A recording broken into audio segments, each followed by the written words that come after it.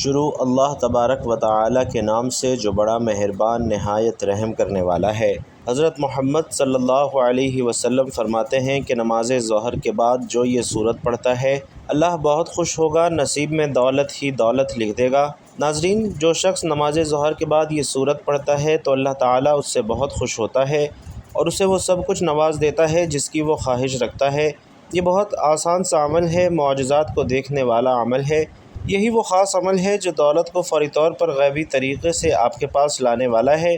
ایسا عمل ہے کہ ایک دن لوگوں نے یہ وظیفہ پڑھا اور شام تک رزق کی دولت سے مالا مال ہو گئے، گھر میں کاروبار میں دولت کی ریل پیل ہو گئی، دولت کی برسات ان کی زندگی میں شروع ہو گئی، دولت کی طوفانی بارش برس رہی ہے۔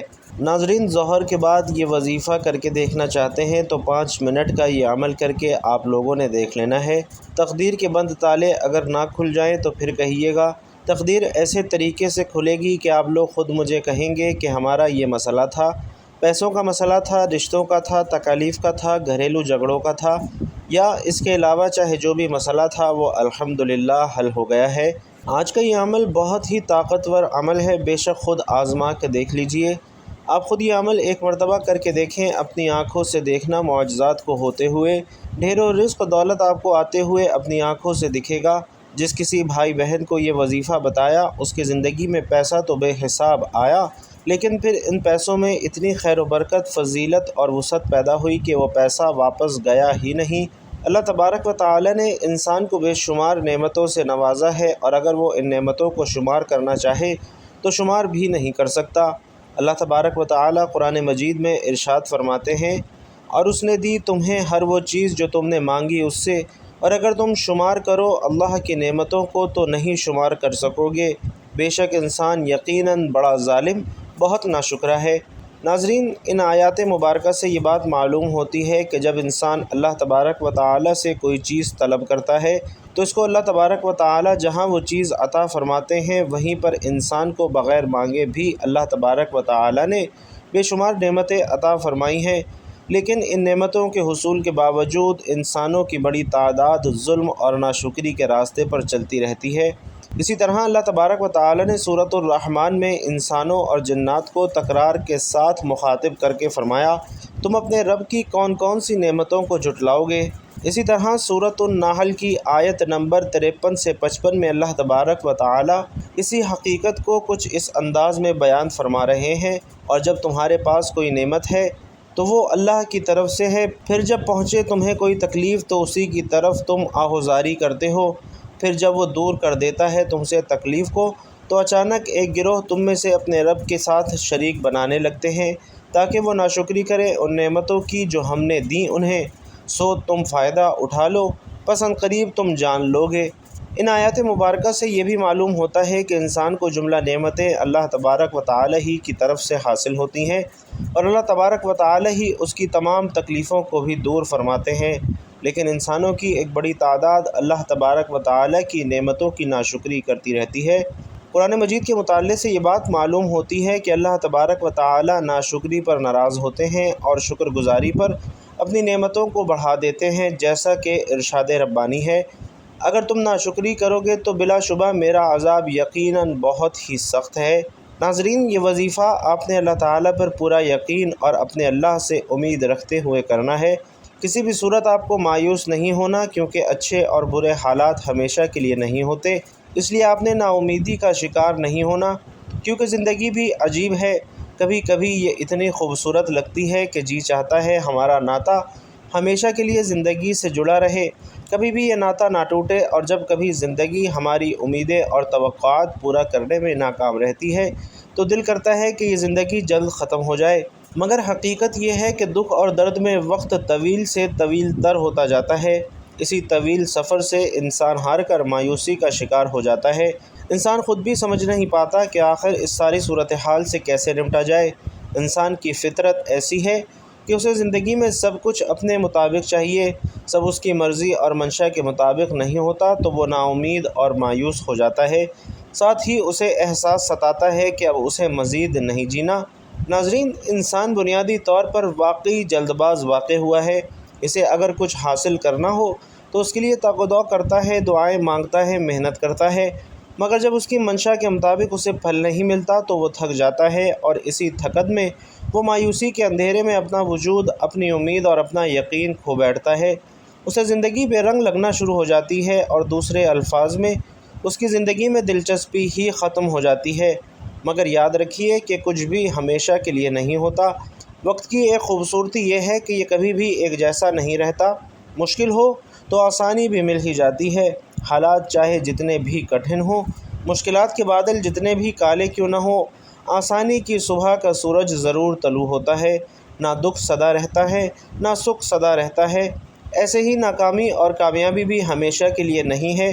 اس لیے سب سے اہم بات یہ ہے کہ انسان کو کبھی بھی مایوس نہیں ہونا چاہیے، بلکہ مشکلات کے آنے پر مایوسی کے اندھیروں میں بھی امید اور یقین کا چراغ جلاتے رکھنا چاہیے، کیونکہ اگر انسان مایوسی کے اندھیرے میں امید کا چراغ جلاتا ہے تو اس کی روشنی انسان کے وجود کو منور کر دیتی ہے۔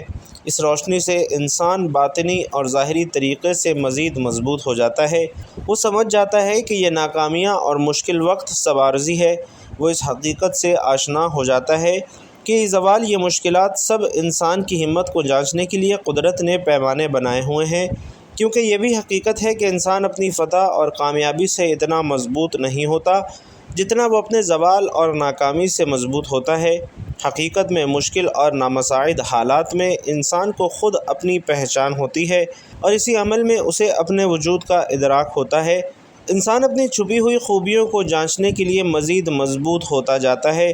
اسے اپنے سے وابستہ رشتوں کی پہچان بھی ہوتی جاتی ہے، اور وہ آسانی سے جان لیتا ہے کہ کون اس کے ساتھ مخلص ہے اور کون نہیں۔ انسان کے لیے مشکل وقت گزارنا بہت مشکل ہوتا ہے، اور اس وقت کو مزید مشکل انسان کے اپنے منفی خیالات بناتے ہیں۔ انسان حقیقت میں اپنے خیالات کے ذریعے ہی یرغمال بن جاتا ہے، اور وہ سمجھتا ہے کہ وہ زندگی کی دوڑ سے باہر ہو گیا ہے۔ اس کے دیگر ساتھی بہت آگے نکل چکے ہیں، اور وہ سب سے پیچھے رہ گیا ہے، سب کچھ ہار گیا ہے۔ منفی خیالات صورتحال کو مزید پیچیدہ کر دیتے ہیں اور انسان کی سوچ کو مزید الجھا دیتے ہیں۔ اس لیے اگر مشکل حالات آ جائیں تو سب سے پہلے اپنے خیالات کو مثبت رکھیے۔ یہی کوشش کرنی چاہیے کہ جو کچھ زندگی میں بہتر حاصل کیا ہے اسے یاد رکھا جائے، تاکہ یہ محسوس کیا جا سکے کہ زندگی آپ پر کتنی مہربان رہی ہے، اور اسی سوچ سے امید پیدا ہوگی کہ اس بار بھی زندگی مہربانی ہی کرے گی۔ ساتھ میں یہ سوچ بھی مضبوط رکھنی چاہیے کہ ہر طوفان آپ کی زندگی کو تباہ کرنے کے لیے نہیں آتا، کچھ طوفان آپ کے راستے صاف کرنے کے لیے بھی آتے ہیں۔ امید کے ساتھ ساتھ یقین بھی ہونا چاہیے کہ جس رب نے اس دنیا میں بھیجا ہے وہ کبھی بھی ہم سے غافل نہیں ہوتا۔ رب نے قرآن میں بھی انسان سے کچھ وعدے کیے ہیں، اور بے شک اس کے سب وعدے سچ ہیں۔ قرآن پاک میں ہے کہ ہر مشکل کے بعد آسانی ہے۔ پھر فرمایا کہ انسان کی ہمت سے زیادہ اس پر بوجھ نہیں ڈالا جاتا۔ اس لیے انسان جب امید اور یقین کا دامن تھام لیتا ہے تو یہ احساس اس کے وجود میں گھر کر جاتا ہے کہ امید اور یقین ہی وہ واحد سہارے ہیں جن کے ذریعے وہ اپنے مشکل اور ناپسندیدہ حالات سے نبرد آزما ہو سکتا ہے۔ ناظرین، حقیقت میں امید اور یقین کا چراغ بہت ہی خوبصورت اور قیمتی چیز ہے۔ یقین جانیے یہ چراغ ایسا ہے کہ جو کسی بھی مردہ وجود اور بے جان خواہشات کے اندر ایک نئی روح پھونک دیتا ہے۔ اس چراغ کی روشنی اتنی خوبصورت اور معطر ہے کہ انسان اسی خوشبو سے خود کو پرنور محسوس کرتا ہے، کیونکہ اس کی روشنی اپنے اندر ایک خاص جادوئی طاقت رکھتی ہے، اور اسی جادوئی طاقت کے ذریعے انسان کی سب مایوسی اور پریشانی ختم ہو جاتی ہے۔ اس لیے مشکل حالات کو اپنے رویے سے مشکل ترین مت بنائیے، بلکہ امید اور یقین کو تھام کر رکھیں گے تو ہر مشکل سفر انشاءاللہ بآسانی طے کر سکیں گے۔ اے میرے وہ بندو جنہوں نے اپنی جانوں پر زیادتی کی، اللہ کی رحمت سے نا امید نہ ہو۔ بے شک اللہ سب گناہ بخش دیتا ہے، بے شک وہی بخشنے والا مہربان ہے۔ ناظرین، اس میں اللہ تعالیٰ نے بندوں پر اپنی کامل رحمت، فضل اور احسان کا بیان فرمایا ہے۔ چنانچہ ارشاد فرمایا کہ اے حبیب صلی اللہ علیہ وسلم آپ فرما دیجئے کہ اللہ تعالیٰ ارشاد فرماتا ہے، اے میرے وہ بندو جنہوں نے کفر اور گناہوں میں مبتلا ہو کر اپنی جانوں پر زیادتی کی ہے، تم اللہ کی رحمت سے مایوس نہ ہونا، اور یہ خیال نہ کرنا کہ ایمان قبول کر لینے کے بعد سابقہ کفر اور شرک پر تمہارا مواخذہ ہوگا۔ بے شک اللہ تعالیٰ اس کے سب گناہ بخش دیتا ہے جو اپنے کفر سے باز آئے اور اپنے گناہوں سے سچی توبہ کر لے۔ بے شک وہی گناہوں پر پردہ ڈال کر بخشنے والا اور مصیبتوں کو دور کر کے مہربانی فرمانے والا ہے۔ ناظرین، اس آیت کے شان نزول کے بارے میں متعدد روایات ہیں، اور ان میں سے ایک یہ ہے کہ حضرت عبداللہ بن عباس رضی اللہ تعالی عنہ فرماتے ہیں کہ مشرکوں کے کچھ آدمیوں نے بارہا قتل اور زنا کا ارتکاب کیا تھا۔ یہ لوگ نبی کریم صلی اللہ علیہ وسلم کی بارگاہ میں حاضر ہوئے اور کہنے لگے کہ جو کچھ آپ فرماتے ہیں وہ باتیں تو بہت اچھی ہیں، لیکن ہمیں یہ تو معلوم ہو جائے کہ کیا ہمارے اتنے سارے گناہوں کا کفارہ ہو سکتا ہے۔ اس پر یہ آیت نازل ہوئی، اور وہ جو اللہ کے ساتھ کسی دوسرے معبود کی عبادت نہیں کرتے اور اس جان کو ناحق قتل نہیں کرتے جسے اللہ نے حرام فرمایا ہے، اور بدکاری نہیں کرتے۔ اور یہ آیت نازل ہوئی کہ اے میرے وہ بندو جنہوں نے اپنی جانوں پر زیادتی کی ہے، اللہ کی رحمت سے مایوس نہ ہونا۔ اس لیے ناظرین، ہمیں اللہ تعالیٰ کی رحمت اور مغفرت سے مایوس نہیں ہونا چاہیے۔ اس آیت سے معلوم ہوتا ہے کہ بندے سے اگرچہ بڑے بڑے اور بے شمار گناہ بھی صادر ہوئے ہوں، لیکن اسے اللہ تعالیٰ کی رحمت اور مغفرت سے مایوس نہیں ہونا چاہیے، کیونکہ اللہ تعالیٰ کی رحمت بے انتہا وسیع ہے، اور اس کی بارگاہ میں توبہ کی قبولیت کا دروازہ تب تک کھلا ہے جب تک بندہ اپنی موت کے وقت غرغرے کی حالت کو نہیں پہنچ جاتا۔ اس وقت سے پہلے بندہ جب بھی اللہ تعالیٰ کی بارگاہ میں اپنے گناہوں سے سچی توبہ کر لے گا تو اللہ تعالیٰ اپنے فضل اور رحمت سے اس کی توبہ قبول کرتے ہوئے اس کے سب گناہوں کو معاف فرما دے گا۔ اللہ تعالیٰ کی رحمت اور مغفرت کی تو کیا بات ہے۔ چنانچہ حضرت انس بن مالک رضی اللہ تعالی عنہ سے روایت ہے کہ نبی کریم صلی اللہ علیہ وسلم نے فرمایا، اللہ تعالیٰ ارشاد فرماتے ہیں کہ اے انسان، جب تک تو مجھ سے دعا کرتا رہے گا اور امید رکھتا رہے گا میں تیرے گناہ بخشتا رہوں گا، چاہے تجھ میں کتنے ہی گناہ ہوں مجھے کوئی پرواہ نہیں۔ اے انسان، اگر تیرے گناہ آسمان تک پہنچ جائیں پھر تو بخشش مانگے تو بھی میں تجھے بخش دوں گا، مجھے کوئی پرواہ نہیں۔ اے انسان، اگر تو زمین بھر گناہ بھی میرے پاس لے کر آئے لیکن تو نے شرک نہ کیا ہو تو میں تمہیں اس کے برابر بخش دوں گا۔ اس آیت کا مزید مفہوم وضاحت کے ساتھ سمجھنے کے لیے امام غزالی رحمۃ اللہ علیہ کا یہ کلام ملاحظہ فرمائیں کہ جو شخص سر تا پا گناہوں میں ڈوبا ہوا ہو، جب اس کے دل میں توبہ کا خیال پیدا ہو تو شیطان اس سے کہتا ہے کہ تمہاری توبہ، وہ یہ کہہ کر اسے اللہ کی رحمت سے مایوس کر دیتا ہے۔ تو اس صورت میں ضروری ہے کہ مایوسی کو دور کر کے امید رکھے اور اس بات کو یاد کرے کہ اللہ تعالیٰ تمام گناہوں کو بخشنے والا ہے، اور بے شک اللہ تعالیٰ کریم ہے جو بندوں کی توبہ قبول کرتا ہے۔ نیز توبہ ایسی عبادت ہے جو گناہوں کو مٹا دیتی ہے۔ انشاءاللہ وہ آپ کے حالات ضرور بدلے گا اور آپ کی تمام مصیبتیں اور پریشانیاں دور کر دے گا، کیونکہ اللہ تعالیٰ کی رحمت بے مثال ہے۔ حضرت عبداللہ بن عباس رضی اللہ تعالی عنہ سے روایت ہے کہ رسول کریم صلی اللہ علیہ وسلم نے فرمایا کہ اللہ تعالیٰ نے اپنے فرشتوں کو نیکیاں اور برائیاں لکھنے کا حکم دیا، اس طرح کہ جو شخص نیکی کا ارادہ کرے اور اس پر عمل نہ کر سکے تو اللہ تعالیٰ اسے ایک پوری نیکی شمار کر لیتا ہے، اور جو شخص نیکی کا ارادہ کر کے اس پر عمل کرے اس کے حساب میں ایک نیکی کے بدلے 10 نیکیاں بلکہ 700 نیکیاں اور اس سے بھی زیادہ لکھی جاتی ہیں، اور جو شخص برائی کا ارادہ کرے اور برائی کو عمل میں نہ لا سکے اللہ کے خوف سے یا کسی اور وجہ سے تو خداوند تعالیٰ اپنے یہاں اس کے حساب میں ایک پوری نیکی لکھ لیتا ہے، اور جو شخص برائی کا ارادہ کر کے اسے عمل میں بھی لے آئے تو صرف ایک برائی اس کے نامہ اعمال میں لکھی جاتی ہے۔ اللہ تعالیٰ جس طرح اپنی ذات میں بے مثل اور بے مثال ہے، اسی طرح اس کی ہر صفت ازلی اور ابدی اور لامحدود ہے، تاہم اس کی صفت رحمت سب سے بڑھ کر ہے۔ قرآن مجید میں ارشاد ہوتا ہے، میری رحمت وسیع ہے ہر شے پر۔ ناظرین، ایک روایت میں ہے کہ ایک شخص جس نے کبھی کوئی نیک کام نہیں کیا تھا، موت کے وقت اپنے گھر والوں سے کہا کہ جب میں مر جاؤں تو مجھے جلا دینا، پھر آدھی راکھ جنگل میں اڑا دینا، آدھی دریا میں بہا دینا۔ خدا کی قسم، اگر اللہ نے مجھ پر قابو پا لیا تو وہ مجھے ایسا عذاب دے گا جیسا دنیا میں پہلے کسی کو نہ دیا ہوگا۔ جب وہ بندہ مر گیا تو اس کے بیٹوں نے اس کی وصیت کے مطابق عمل کیا۔ اللہ تعالیٰ نے دریا کو حکم دیا اور اس کے اندر کی راکھ جمع کی، پھر جنگل کو حکم دیا اور اس کے اندر کی راکھ جمع کی۔ پھر اللہ تعالیٰ نے اس سے پوچھا کہ تو نے ایسا کیوں کیا؟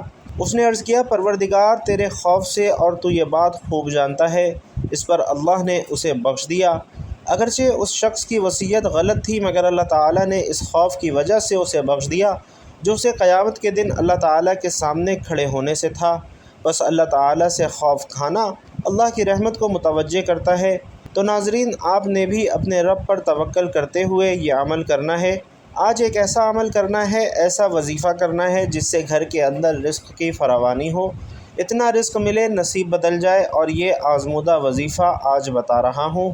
اور یہ وظیفہ خاص کر ان تمام لوگوں کے لیے ہے جنہیں ہمیشہ ایک شکایت رہتی ہے، ہماری مالی پریشانی ختم نہیں ہو رہی، مالی مشکلات ختم ہونے کا نام نہیں لے رہی، گھر میں تنگ دستی ہے، فاقے ہیں، غربت ہے، لاچاری ہے، رزق کی اور پیسوں کی کمی ہے۔ تو ان سب لوگوں کے لیے آج کا یہ وظیفہ ایک تحفہ ہے۔ تو ناظرین، اب آج کے وظیفے کی جانب چلتے ہیں۔ کوئی بھی وظیفہ شروع کرنے سے پہلے درود پاک لازمی پڑھا کریں، کیونکہ درود پاک پڑھنے کی بہت سی فضیلت اور برکات ہیں۔ درود پاک پڑھتے رہنے سے انسان کی دنیا اور آخرت دونوں سنور جاتے ہیں۔ تو سب سے پہلے آپ نے 11 مرتبہ حضور اقدس صلی اللہ علیہ وسلم کی ذات گرامی پر درود پاک پڑھنا ہے۔ درود پاک آپ کوئی سبھی پڑھ سکتے ہیں، چاہے تو آسان اور مختصر سا درود صلی اللہ علیہ وآلہ وسلم پڑھ لیں، یا صلی اللہ علی محمد پڑھ لیں، یا پھر نماز والا درود یعنی درود ابراہیمی پڑھ لیں۔ کوشش کیجئے کہ درود ابراہیمی ہی پڑھیں، کیونکہ درود ابراہیمی کی فضیلت سب درودوں سے زیادہ ہے۔ روایات میں آتا ہے کہ پیارے آقا صلی اللہ علیہ وسلم بھی تمام درودوں میں درود ابراہیمی کو ہی سب سے زیادہ پسند فرماتے تھے، لہٰذا آپ نے کوشش کرنی ہے کہ درود ابراہیمی ہی پڑھیں۔ ایک مرتبہ خیر و برکت اور ثواب کی نیت سے درود ابراہیمی میرے ساتھ بھی پڑھ لیجئے۔ اللہم صلی علی محمد وعلی آل محمد کما صلیت علی ابراہیم وعلی آل ابراہیم انک حمید مجید۔ اللہم بارک علی محمد وعلی آل محمد کما بارکت علی ابراہیم وعلی آل ابراہیم انک حمید مجید۔ یہ درود پاک پڑھنے کے بعد آپ نے دعائے یونس سورۃ الانبیاء آیت نمبر 87 ہے، لا الہ الا انت سبحانک انی کنت من الظالمین، اسے آپ نے 33 مرتبہ پڑھنا ہے، اور اس کے بعد اللہ کے 2 نام یا غنی یا مغنی، اس کی ایک تسبیح آپ نے پڑھنی ہے۔ دونوں ناموں کو ملا کر پڑھیں گے تو ایک شمار ہوگا، اور اس طرح سے یا غنی یا مغنی آپ نے 100 مرتبہ پڑھنا ہے۔ اس کے بعد آج کے اس وظیفے کی جو جان ہے، اسے صرف 7 مرتبہ پڑھنا ہے۔ تو ناظرین، آپ نے اس وظیفے کے مطابق جو چھوٹی سی سورت پڑھنی ہے وہ سورۃ الکوثر ہے۔ بسم اللہ الرحمن الرحیم، انا اعطیناک الکوثر فصل لربک وانحر ان شانئک ھو الابتر۔ تو ناظرین، یہ سورت آپ نے صرف 21 مرتبہ پڑھنی ہے۔ 21 مرتبہ یہ چھوٹی سی سورت پڑھنے کے بعد آپ نے اتنا ہی درود پاک پڑھنا ہے جتنا وظیفہ شروع کرنے سے پہلے پڑھا تھا، اور کوشش کریں کہ چلتے پھرتے جب بھی آپ کو وقت ملے سورۃ الکوثر کا ورد کرتے رہا کریں۔ یہ عمل آپ نے کرنا ہے، اور دیکھیے گا کہ کیسے اللہ تعالیٰ آپ کے نصیبوں کو کھول دے گا، آپ کے رزق کے بند دروازوں کو کھول دے گا، اور اللہ پاک آپ کو وہاں سے رزق عطا کرے گا جہاں سے آپ نے تصور بھی نہیں کیا ہوگا، کیونکہ یہ قرآن کا فیصلہ ہے۔ اللہ پاک جب رزق دینے پر آتا ہے تو وہاں سے رزق ملتا ہے جہاں سے انسان کا گمان بھی نہیں ہوتا۔ اللہ رب العزت سے دعا ہے کہ میرے جو بھائی بہن اپنے دل میں جو حاجت لیے یہ وظیفہ کریں، اللہ تعالیٰ ان کی تمام حاجات کو پورا فرمائے۔ میرا سنانا اور آپ کا سننا اپنی بارگاہ میں قبول و منظور فرمائے، آمین یا رب العالمین۔ بھائیوں اور بہنوں، آخر میں آپ سے گزارش ہے کہ اللہ تعالیٰ کے 99 ناموں میں سے کوئی ایک نام کمنٹ باکس میں لکھ کر ضرور شیئر کیجیے گا۔ اللہ تبارک و تعالیٰ آپ سب کا حامی و ناصر ہو، آمین یا رب العالمین۔